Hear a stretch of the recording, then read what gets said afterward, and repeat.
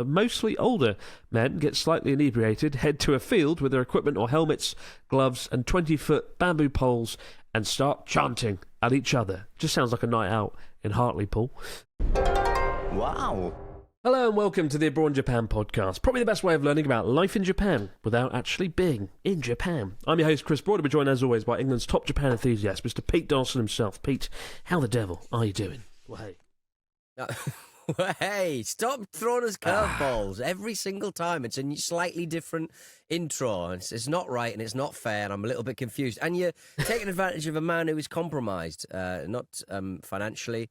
I've not got into all sorts of trouble with, ladies of the night. Toyota. Oh, not in trouble. I'm not in trouble. But I am not drinking. Toyota essentially passed it to MOT this week. Thank you very much. Lovely boy.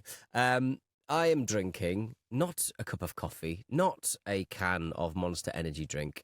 I'm consuming what can only be described as a cup of tea because I've decided to cut down on old Gary caffeine, and so I'm having a cup of tea instead of a cup of coffee, which I think is marginally better, marginally less aggressive. But it just means that when I do have a cup of coffee, it will knock my socks off, and I'm just getting more bang for my buck. So I'm basically... But annoyingly, when I was having to do a show after the Nottingham Forest and Ipswich match last night, right, it did mean that I was like, I'm going to have 6 hours sleep. I'm not going to be very good for the Chris Broad Japan podcast. It's a very strong tea, but it's a tea nonetheless. But I'm incredibly compromised. I think it's good. Like crap. I feel bad. I sort of had sort of weird sort of palpitations over the weekend that made me a bit dizzy. And I've had my ticker checked out before, and it's fine. But being a worrying sort. It's how many Monster cans of shit do you drink a day usually? Only ever one. Okay, well, it shouldn't be enough. The thing about Monster Energy drink, well, it's 150 milligrams of caffeine. It's not a lot. Same as this. I've had 2 of these today. Exactly. Oh, no. It's not a lot, but so I'm trying to cut down. But it's a slog in it. It's a bloody slog. It's horrible.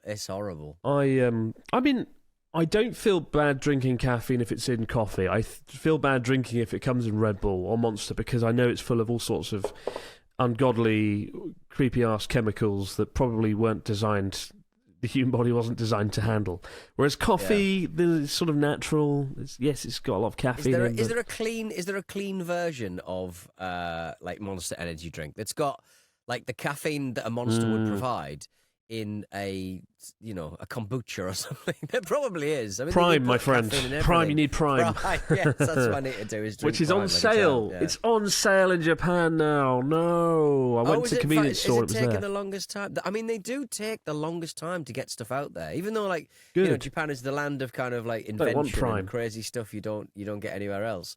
I can't imagine it being a big seller, to be honest, unless they sort of focus on, unless they put it in that little fridge that has all of the little tinctures and medicines, the little apothecary that they have in the 7-Elevens that have all the liver medicine and stuff. It's in the same place on the shelf where Monster Energy is, and they've very cleverly, I think, partnered with Japanese baseball teams to promote it, and that might actually help shift it. I mean, I had Prime once. I had to try it. I had to test it in the UK once last year, and I was nearly physically sick. It was so disgusting, so artificial in flavours. I was just like, just to think kids are drinking that, I was like, oh my fuck, the world is stuffed. Have you had your Beastables yet? Have you had a little Beastable yet? Has someone sent you a Beastable? I did go in a sweet shop in the UK, and the Feastable bars were everywhere, and I was like, nobody buys them, do they? And he went, they're our biggest seller, and I was like, oh god, fucking no. Feastables and Prime. You pushed the display on the floor. Trump's biggest export. I think we should put tariffs on Feastables and Prime as retaliation for for everything. But I've had an interesting week. I joined Pete Premier 2, also known as the other Pete, on a walk and talk where he walks and he talks while streaming across Tokyo. We walked. Yes, you joined him eventually, Chris. You what? You joined him eventually. Yeah, I saw the first 5 minutes when he was talking to himself. You joined him eventually, Chris. Yeah, that's correct. Poor old Pete. Yeah, we did 27,000 steps, though. It was really nice. We had a lovely stroll. We went through we started in Akasaka, next to the Hiei Shrine, which looks a bit like the Fushimi Inari Shrine, but not as good. in Kyoto. It's a bit like if you can't go to Kyoto and you want the Fushimi Inari sort of experience with lots of shrines going up the hillside, the Hiei Shrine is a nice little substitute. And from there, we walked to the Imperial Palace Gardens. We collided with the Tokyo Marathon, which was happening yesterday, or whatever it was, 2 days ago. And then we went on to the Sky Tree. So it was quite a walk. It was a real walk, a lot of effort, but it was good fun. I was basically a tour guide for him, because I do know Tokyo quite well. And we went into the sort of underground street beneath Asakusa, where Perfect Days is set. Remember the guy? Have you seen it? Right, you've seen it. Have I seen Perfect Days? No, I don't think I have. You actually. fucking what? We need to stop the podcast right now and go and watch it. Like everyone, if you're listening to this and you haven't seen Perfect Days, go and watch. It's about a man who cleans toilets in Tokyo. And that is the synopsis. Yes, I'm familiar with it, yes. That's the synopsis. It came out last year before last. Yeah, watch it. It's a really nice film. Like, nothing happens. It's fuck all happens. But it's a beautiful film, lovely character. It's a sort of slow, meditative experience of sorts. Just following a man around who cleans toilets and just has lunch. There's a scene every few minutes, because it sort of goes through each day and it just does it again and again. Where he's just in a noodle shop in Asakusa in this subway, and it's a place I filmed with Ryotaro, and it's kind of cool. So when I was watching the film, I felt like I've been there. I know this place. I feel like it's 4D. 4D. I've been there. So I showed Pete that place amongst other things, and we had some beers. So it was good. It was good. I got 27,000 steps. My first real exercise of the year so far, in preparation for the upcoming Cyclothon 25, or whatever it is. You're on a bit of a health kick, aren't you? Even though when you arrived with Premier 2, Pete, you'd eaten a pizza roll or a pizza bread. Pizza bread, yes. Naturally. You needed energy for the walk, for crying out loud. When did you watch it? You can't have watched it live. I watched it in the shower this morning. I watched the first 20 minutes. Is it on YouTube? Yeah, it must be on some kind of VOD. Some kind of VOD YouTube. I fuck with Premier 2, Pete. I fuck with Premier 2. It's how does he film that? I whenever you do anything like on the go, I always ask you quite geeky questions about camera equipment and stuff. But what is the kit? How does he keep that 4G, 5G connection up and running? Does he use a Chris Broad SIM? He doesn't use a JJ eSIM, though he should. No. He uses a IRL Streamer backpack that has 2 SIM cards working. And at any one time, it can switch, depending on which is the strongest signal. But he tethered it. Basically, it's connected to his phone. He's using a phone to stream. The image quality was exceptional, I have to say. And then that runs back to his computer somewhere in a room, and it goes through a server. So it is quite complicated. It's beyond my comprehension. But the footage turned out great. That gets streamed back to like an OBS kind of server. I believe so, yeah. House, and then okay. Yeah. Wow, it's incredible quality. Yeah, and IRL streaming is becoming big business, and you can buy one of these whole backpacks where it's all done for you, all the servers, everything's set up, and all the processing. I enjoy being on other people's streams, like joining Pete or Connor. I still think I derive more pleasure from producing a video and focusing on making a slick 20-minute experience. But I think streaming is becoming more prolific, and I think it's going to be it's already massive business. It's going to become bigger. I'm open to doing it more often in the right place and showing some places. It's fun to interact with viewers, but I don't think it's ever going to be a substitute for what I do. But I can see someone like Pete, who has boundless energy, who is more energy than the Chernobyl reactor pre-explosion. He's got that much energy. He can keep going for 6 hours and keep entertaining people in a way that I can only dream of, that I can only imagine. It's a huge, it's a hugely different discipline, I suppose. You've really got to get your air miles, I suppose. No one expects to be like brilliant at it the first few times they do it, but he's been doing it for enough that he kind of knows what works, and and you can always lean back on your following a little bit, and people in the chat and stuff. We had one stream sniper guy, stream snipe from a Brazilian dude who was really nice. And he came charging down the street, really quite a tall guy, and he had hands of steel. He had the biggest hand I've ever held in my hand. He shook my hand, and it was like being compressed in like a fucking industrial compressor device. It was crushing. But he supplied us with Picari sweat and water, so to him we're thankful. But it's cool. It can go in weird direction. There's a few lasses streaming this week, or last week rather, and the guy, did he try and attack them or something, or say he was going to attack them or something mad like that? Like, I think it was Valkyrie is one of them, and yeah, so I saw they were streaming on a pier in America, probably in LA, and some guy started following them around, and it got a bit creepy very quickly. Yeah, there's definitely risks to doing IRL. I think I don't know if I'd feel comfortable doing it in, say, the UK or America. I've done it once with Connor in the UK, and it went quite well in London. But I think there are certain countries I would feel reluctant to do it in. I think Japan is a good place to be an IRL streamer, and that is unfortunately why we've had so many dickheads turn up and cause havoc and fuck around.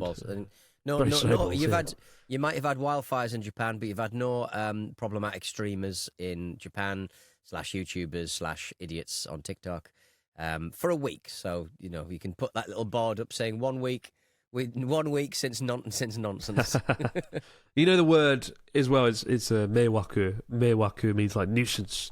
Meiwaku YouTuber. Meiwaku. You are Meiwaku. Yeah. You're the ultimate Meiwaku. We got a story this week in my life. That's right. I'm always Meiwacking off me. God. We got a story here from Tom from the Midlands, and he begins. Hello, Chris and Pete. I'm a Brit.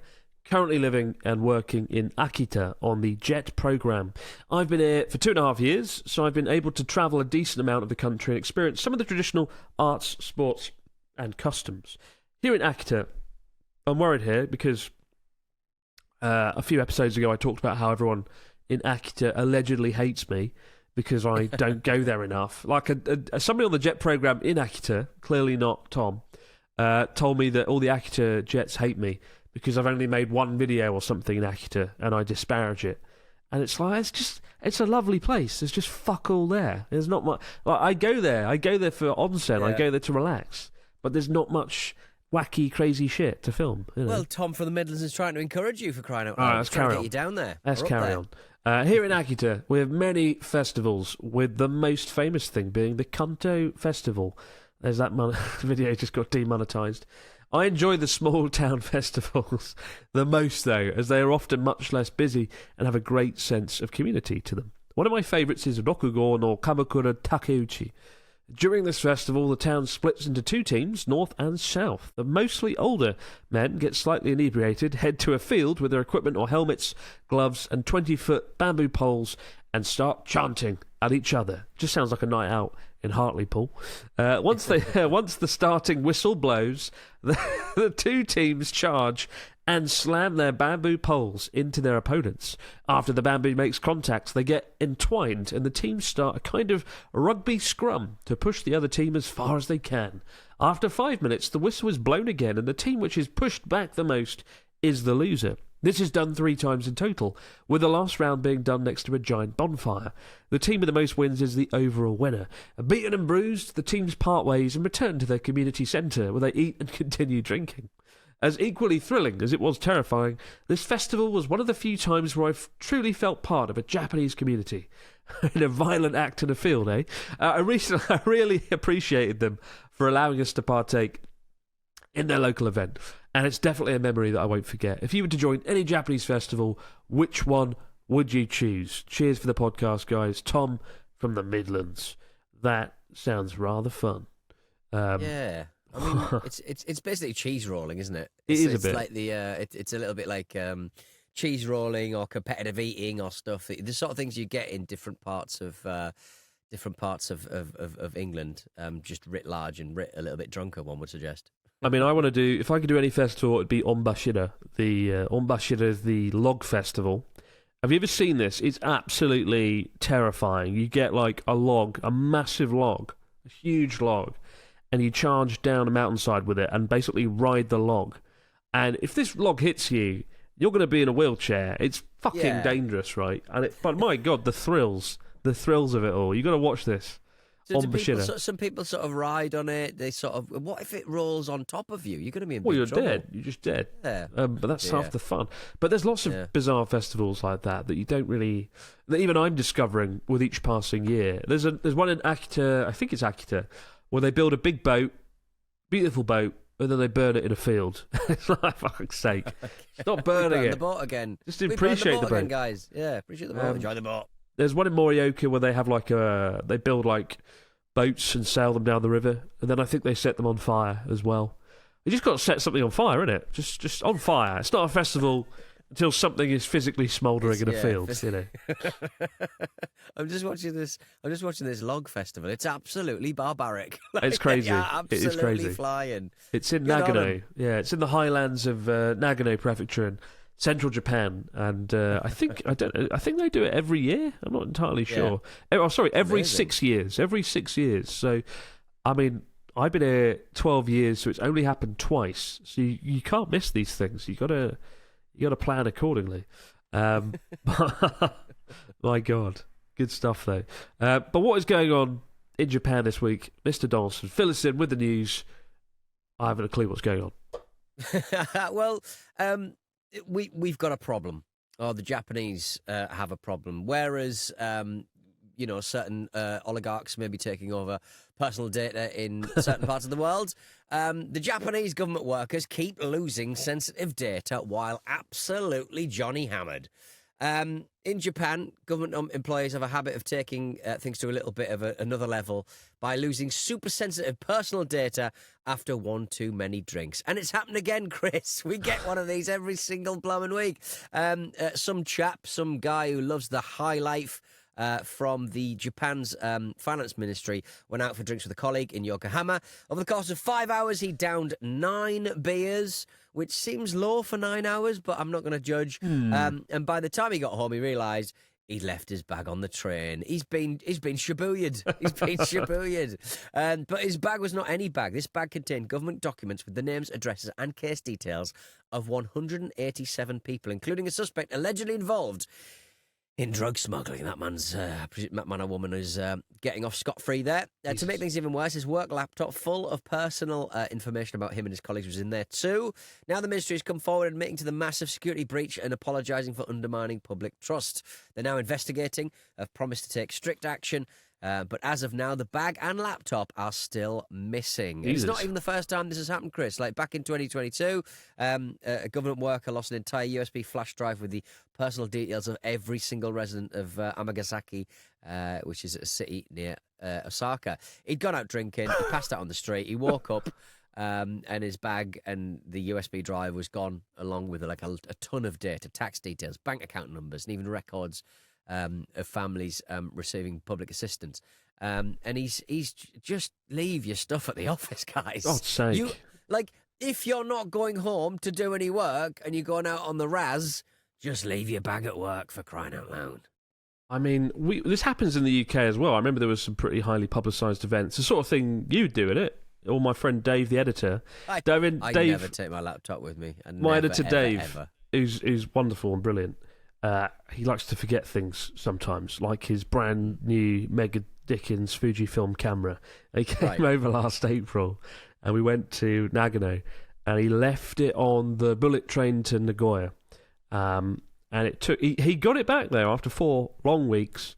It turned out it ended up all the way in Fukuoka. It went from Tokyo to Fukuoka. The longest bullet train in the country. The camera got to experience all the magic of being on that train. Foolishly, we rang the Tokyo Lost Office thing, the Lost Office folks at Tokyo Station, and they were like, "Oh, we haven't got anything." And it didn't dawn on us to call Fukuoka. And we did, and they had it, and we got it back. But yeah, I mean, my God, if that was the UK, it's goodbye camera. And most countries, I like the fact that in Japan, if something goes missing on a train, more often than not, it does show up, or more often than not, it ends up in lost property. But this bag with this top secret information has not. Oh dear. Yeah. I wonder how this even got publicised though. This cock up. Yeah, I would say I left it in somewhere better than getting pissed. I just say I left it on a train. if you were this government worker, you'd just be like, oh, Takeshi, where's the USB stick with all the 100 documents on? Oh, it's probably at my apartment, isn't it? I'll just I'll go and look for it. It died. I threw it in the bin. I dropped it in the sea. It must be, I would just say I lost it anywhere other than I just left it in a ramen shop, rather than I went out and got pissed and lost my laptop. I mean, good God, guys, come on.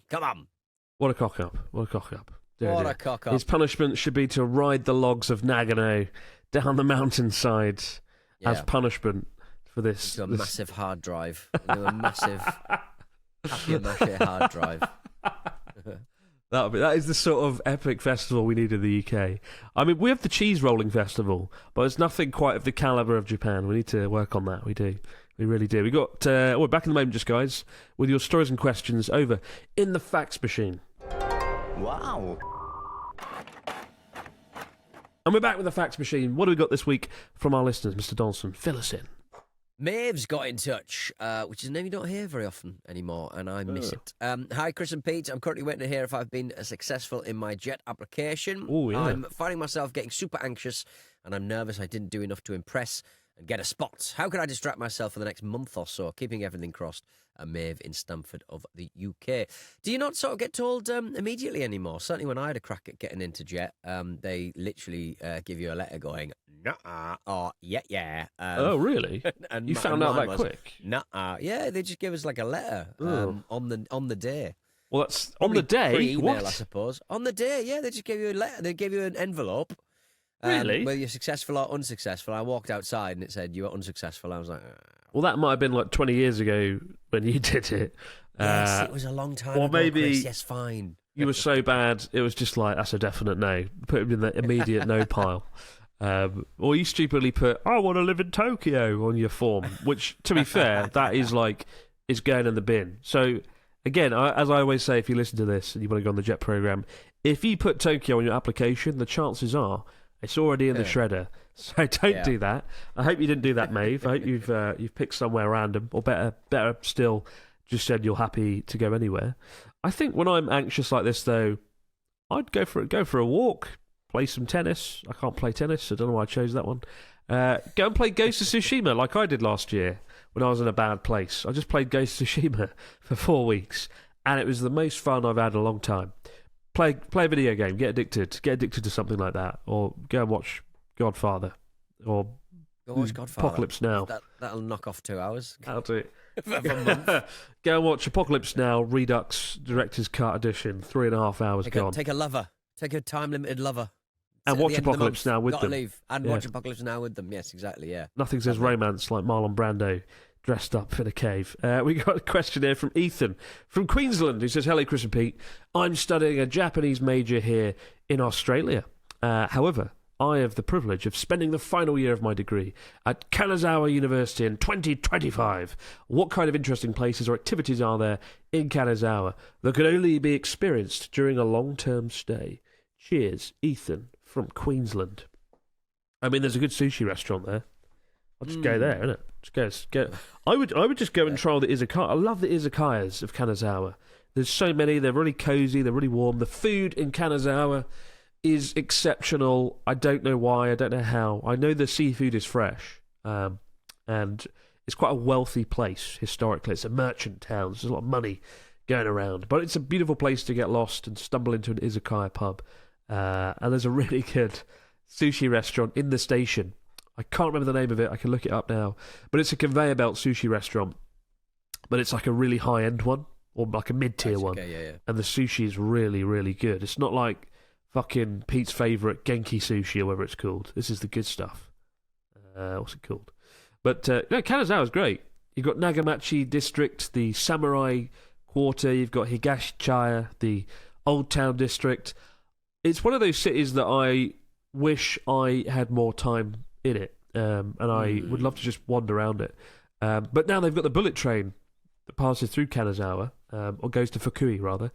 Why not hitch a ride on the bullet train, 1 or 2 stops to Fukui, and have a look around there as well? You know, poke around Fukui, see what you can find. Maybe some fossils, maybe some dinosaurs. Go for it. What's the name of this? So, do you want to read out the last one, Pete, while I dredge up this? Yeah, That's good. Sushi I restaurant. like it. I like it when you do a little bit of kind of public service broadcasting for the best sushi restaurant in Kanazawa, especially because I was thinking that it was a bank that was turned into a bar in the 1930s, but that was actually in Kamakura, not Kanazawa. It's confusing. I found the place. Who cares? Yeah, okay, right. I found it. It's called Kirari, like Kirari, and it's just outside the entrance of Kanazawa Station, one side of it, and Lovely. It's good stuff. It's good stuff. Go there and thank me later. What's the last question of the day? Marija from Kopa in Slovenia. I presume that's how you say the name. If not, apologies, Marija. Chris and Beats, we all love the Japan content, but where would you both like to book a holiday if Japan, UK, and Canada were not options? Do you have a top 3 countries next on your bucket lists? I can recommend Slovenia. I've been to Slovenia. It's very nice. Yeah, you've been there. I mean, I want to go to Iceland. It's a bit of a cliche. Everyone's like, I want to go there. But like, I do want to go. I love volcanoes and topography and places that look like the edge of the world. And so Iceland sort of ticks that box. I'd like to go to Jordan and see Wadi Rum and that neck of the woods where, Lawrence of Arabia was shot. And just the landscape looks rather Martian, which I think is quite exciting. And I would also like to go to somewhere on the border between Germany and Austria, actually. I like the mountains of South Bavaria would be good. Maybe a bit of Spain thrown in. I haven't been to Spain in a long time. You went for 2 that had no trees to 1 that has a lot of trees. So, yeah, a little tree dessert. I'd love to go to Spain, though. It's been too long. And Spain, whenever I go there, I just feel like I can relax in a way I don't feel when I'm in Japan or the UK. So... yeah, Spain. Get me to Spain. Let's go. What about you? You've been everywhere. Iran. I was going to go to Iran. But they have that sort of rule where if you visit Tehran, you have to have like a little sort of helper who Jesus, follows really? you around and tells you what. You got to have be part of a tour guide, basically. Not really what I'm into. Agent Donaldson, behind the scenes. Macau, maybe. North Korea bucked its ideas up and wasn't a awful place to visit. I'd like to go there, but obviously you can't. I think it just opened last week again to dickheads. So the dickheads arrived and went, just go back to North Korea. Get Johnny Somali in there. Get your Johnny Somali and Logan Paul. It's exactly the same fucking orchestrated little carnival that they usually show us. Great. But yeah, I think you could spend. I think I could spend a couple of years in China, just floating around. I mean, there's a lot of stunning nature in China that I'd love to see. Mountains and again, the nature of China's next level. There's some really beautiful places. And I've been to China, and it's kind of cool. It seems to have come a long way in the last 12, 15 years since I was last there. It's quite a futuristic place, but when I went in 2011, it was quite stressful getting around still. Every step of the way, someone was trying to, con me out of my money or, trying to exploit me in some way. So I'd probably get, a good, decent tour guide next time to show me around. I like watching those Chinese YouTubers or American usually YouTubers who do the China stuff, and they all weirdly get into the same part of the world at the same time and release their videos at the same time about the same thing. And you do sort of go, who's paid for that then? Who's paid for this little trip? Who's paid for this #ad trip for crying out loud? Yeah, that would be cool. Interesting. Jolly good. We'll keep the stories, questions, comments coming in to abroadjapanpodcast@gmail.com or right in the comments below here on the YouTube. You can see the aforementioned walk I did with Pete. I found it. It's just on Premiere 2 VOD channel. I know he's going to chop it up and edit it into a nice video, but the whole 5-hour, 50-minute ordeal is also up now, so you can just have it on in the background and witness us just complaining and whinging as we walk 27,000 steps. But for now, guys, have yourself a great few days, and we'll see you right back here to do it all over again on the Abroad Japan podcast. Bye for now. Have yourselves a good one. Ta-ta.